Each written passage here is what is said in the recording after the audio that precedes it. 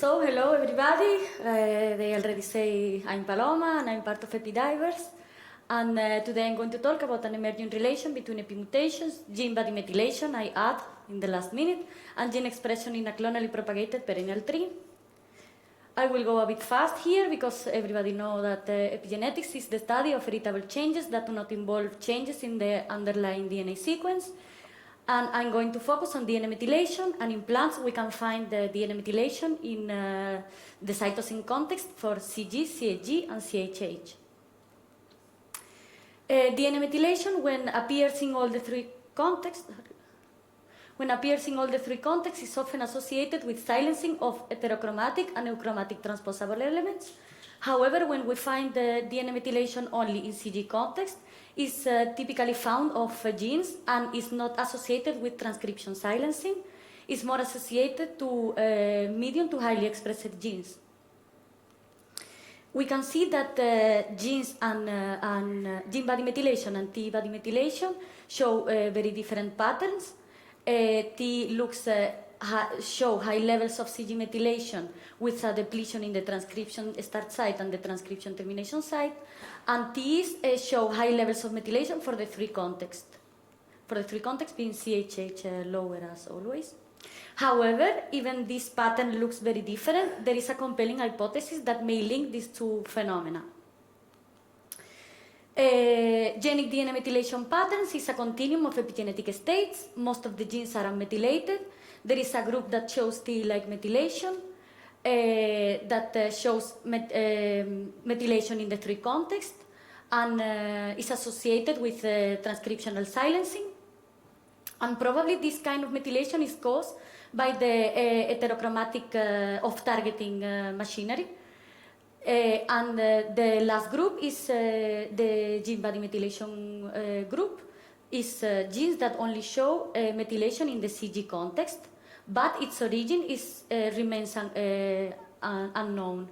There is an hypothesis for this origin that may suggest that genes that have Ts inside may suffer the consequences of the off-targeting of the heterochromatic machinery. However, cells have a pathway to remove non-CG methylations.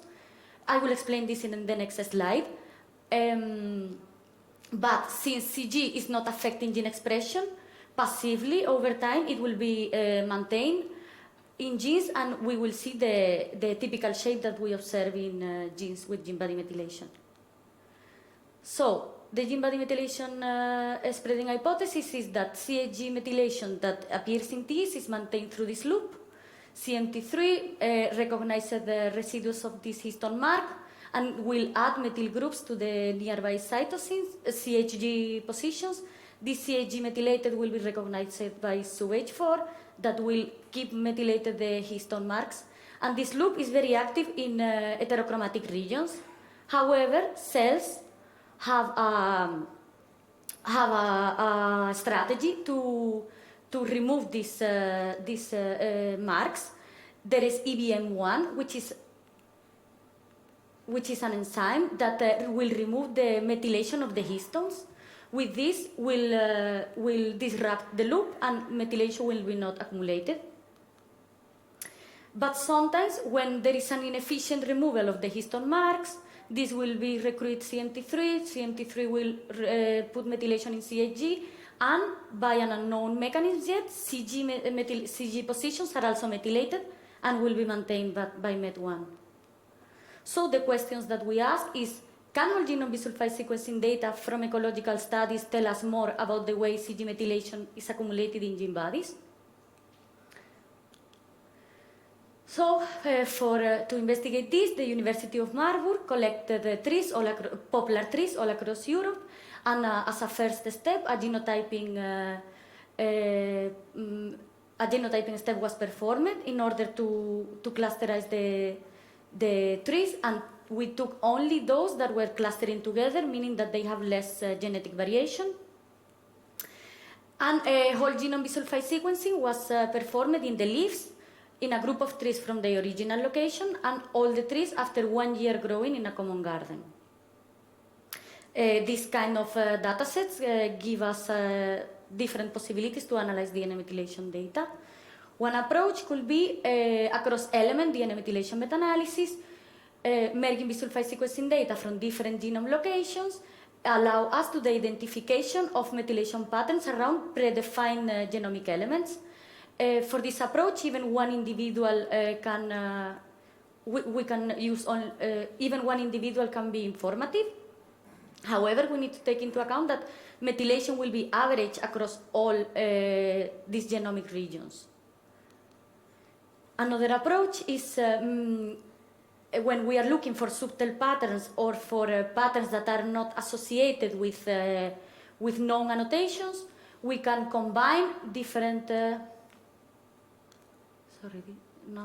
we can combine different samples, and in our case, since we are working with a clone, I can consider them as replicates, and like this I will combine the signal in every position of the genome, and every position can be analyzed on its own.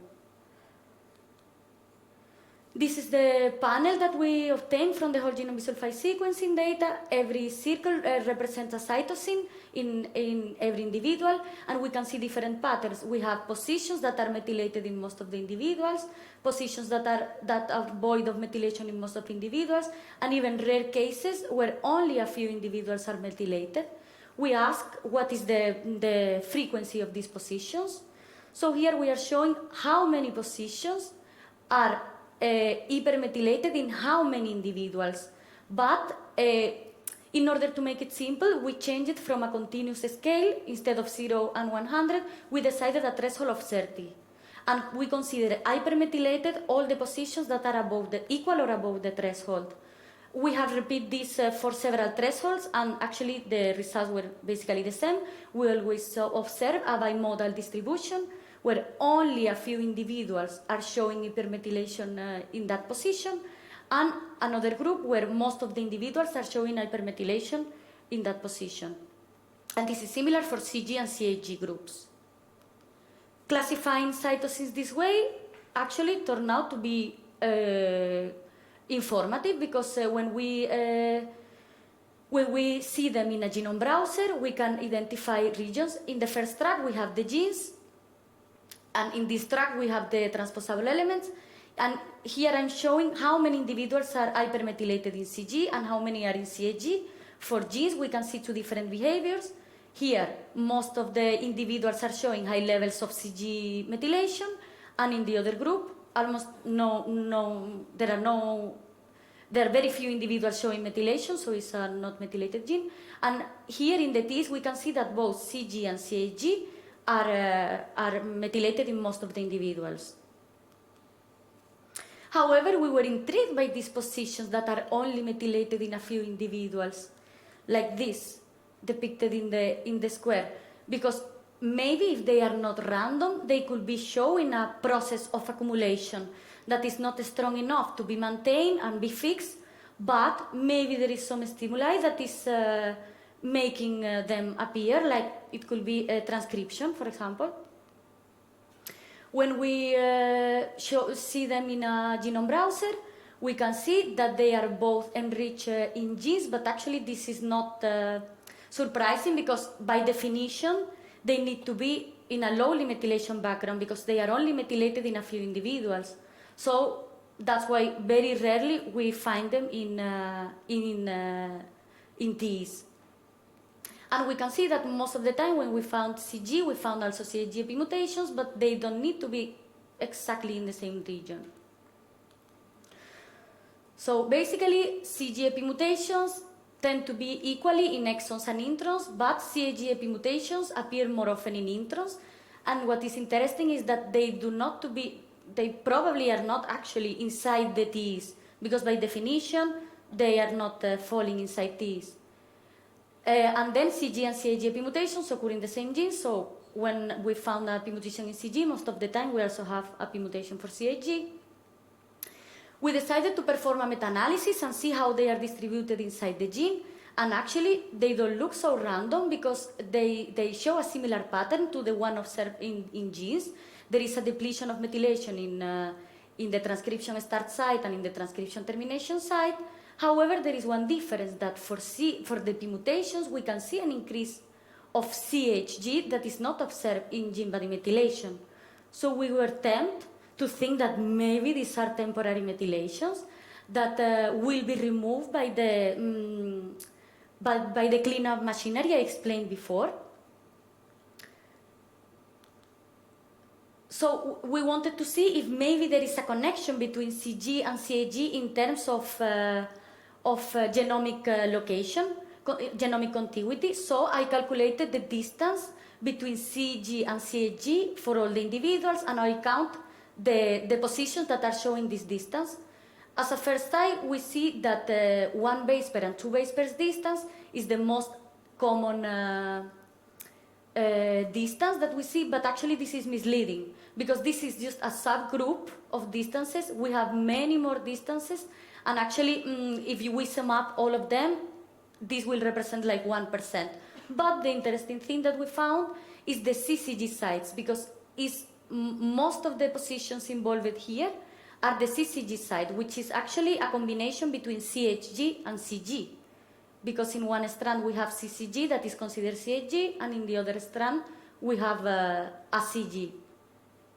But as I mentioned, since it's a very small fraction of all CHGs, was not informative. Then we decided to see if there is a different tendency to accumulate epimutations based on their transcription level. And as a first sight, we can see that we can observe that there are the lowly expressed group and the highly expressed group, and it seems like the highly expressed genes are showing these epimutations more often. However, the bell shape suggests a possible stochasticity, and indeed, when we count the number of genes that are present for each gene expression group, we saw that the pattern is the same as the one observed in the epimutations. So the epimutation seems to be showing a Poisson distribution because they are very rare events. So there is a high probability for very low number of events in a gene and a low probability for very high number of events in a gene. So when we give the possibility to happen, they will happen. So basically the epimutations in terms of gene expression are occurring randomly. But when we add to the history the gene body methylation, these are CHG, total CHG epimutations in genes, and we see that the genes that are showing more epimutations in CHG are also highly methylated in CG. But also, of course, the gene length could be affecting also this, but if we divide the genes in different lengths, we can see that even we are having more events every time we increase the size, within the same length there are also two groups. We have a group that is enriched in gene body methylated genes and a group that is enriched in lowly gene body methylated genes. So we wanted to, in the future, to check if maybe there is a structural difference between these two groups that makes some be in genes that are highly gene body methylated and others not. This was not appearing in CG context. We can see that actually they tend to happen more in lowly methylated genes, but makes sense because by definition, if they are highly methylated for CG, they could not happen. But something interesting is that we did a search of epimutations differently from garden and field samples. So at the beginning I mentioned that the trees were sequenced in their original location and also after 1 year growing in the common garden. So we see that according to epimutations,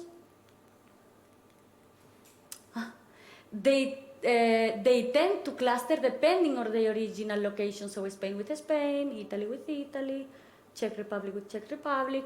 So there is a tendency to occur in the same genes across groups, and also they cluster together depending on their original geographic location.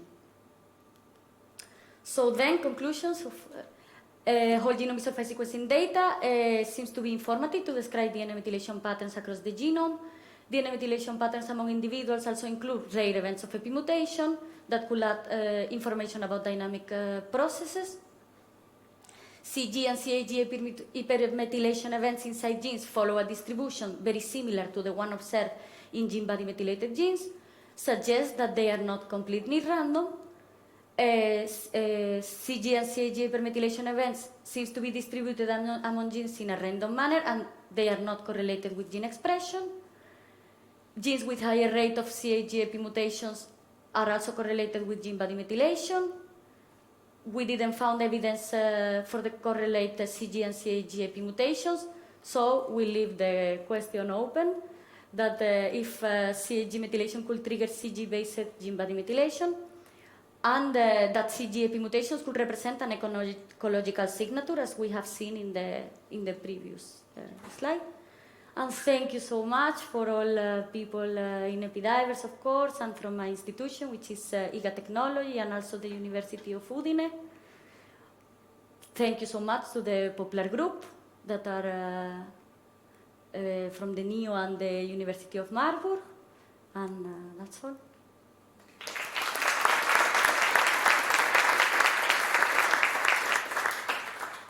Thank you very much for the presentation. Are there questions from the audience?